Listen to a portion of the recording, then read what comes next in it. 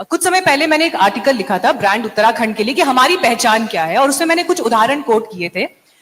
उदाहरण स्वरूप जैसे मानिए हम कश्मीर का जिक्र करते हैं, तो कश्मीर में जो आरी वर्क है, एक स्पेसिफिक कढ़ाई है, उसे आप जहां देखेंगे आप पहचान जाएंगे कि ये कश्मीर का काम है।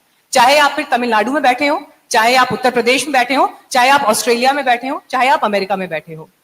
केरल की जब हम बात करते हैं, केरल में आपने देखा होगा कसावू साड़ी कहते हैं, और उसमें अच्छी खासी इंडस्ट्री, एक बड़ी पहचान है वहां की। क्रीमी कलर की साड़ी होती है गोल्डन बॉर्डर के साथ। इसी तरह से आप नागपुर का मैं अगर जिक्र करूं तो नागपुर के संतरे की बर्फी। तो ऐसा नहीं कि सिर्फ राज्यों की अपनी एक पहचान है, बल्कि कई राज्यों के शहरों की अपनी एक इंडिविजुअल पहचान है। फिरोजपुर की अभी भी कांच की चूड़ियां, कांच का जो सामान है वहां का सुपर फेमस है। इसी तरह से उत्तराखंड में ऐसी बहुत सी संभावनाएं हैं, ऐसी बहुत सी चीजें, ऐसी बहुत सी बातें हैं। उदाहरण स्वरूप हमारे यहाँ का एपन आर्ट, अगर आपने कभी देखा हो तो कई बार लोग दरवाजों के इर्द गिर्द, इनफैक्ट सर आपने स्पेसिफिकली देखा ही होगा, तो वो लाल और सफेद रंग के कॉम्बिनेशन के साथ वो एक वर्क होता है। इनफैक्ट आजकल तो अभी जी, और इनफैक्ट अभी जैसे कोई भी राजकीय मेहमान आते हैं तो उन्हें भी मैंने देखा है कई बार मुख्यमंत्री भेंट स्वरूप वो as a token of gift और as a token of memory देते हैं। लेकिन इसकी पहचान कहां तक है? शायद दिल्ली तक भी नहीं है, या उत्तराखंड की कम्युनिटी से आगे भी नहीं है। अगर सोचा जाए तो आई थिंक, अगर मैं पॉजिटिवली सोचूं इसको, कि 20 साल पहले हमारी पहचान बननी शुरू हुई स्टेट की, और स्टेट्स की जगहों की पहचान ये काफी देर, इन चीजों को बनते बनते ये आज शुरू हुआ और कल होना इतनी आसानी से नहीं होती है ये चीजें। इन पहचानों को बनते देर लगती है। बट पॉजिटिव ये है कि जो भी हम जब किसी ब्रांड के बारे में सोचते हैं तो हम एक तरफ देखते हैं कि इसका पॉजिटिव क्या है, नेगेटिव क्या है। उत्तराखंड के केस में अगर मैं सोचूं तो नेगेटिव बहुत ज्यादा नहीं है, राइट।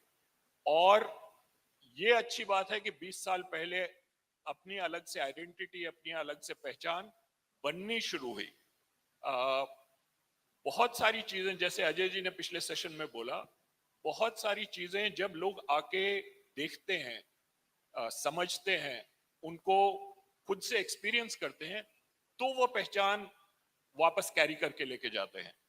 वो होने में थोड़ा समय जाता है, बट अगर आप अपने यूनिक आइडेंटिटी पे आप कायम रहे, और उसके लिए मेरे ख्याल से ये चिंतन हो रहा है और हम थोड़े अधीर होते हैं, बट उस चीज को थोड़ा समय लगता है। मेरा ऐसा मानना है कि ये तो अच्छी चीज है अगर किसी भी राज्य में ऐसी कोई विशेष वस्तु है जो उसी राज्य से नाता रखती हो। मेरे फेवरेट्स में मैं बाल मिठाई और चॉकलेट को भी गिनूंगा, जो उत्तराखंड से खास तौर पे, जैसे बीकानेर की भुजिया है वैसे वो भी हो सकती है। मगर सबसे इंपॉर्टेंट, अगर इन्वेस्टमेंट और स्टेट की इकोनॉमी की लेवल पे बात कर रहे हैं तो सबसे इंपॉर्टेंट है कैपिटल फॉर्मेशन।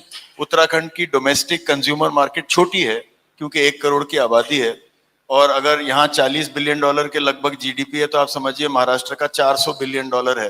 तो स्टेट टू स्टेट कॉरिडोर ही अपने आप में बहुत इंपॉर्टेंट हो सकता है। इसमें कोई शक नहीं कि हमको लोकल ब्रांड प्रमोट करने चाहिए, लेकिन सबसे जरूरी यह है कि बाहर से इन्वेस्टमेंट आए, और वो बाहर का इन्वेस्टमेंट, सरकारी इन्वेस्टमेंट और सरकारी कैपिटल फॉर्मेशन कम होगा, और प्राइवेट सेक्टर और मल्टीनेशनल और प्राइवेट इन्वेस्टर्स जो इंटरनेशनल है उनका ज्यादा होगा।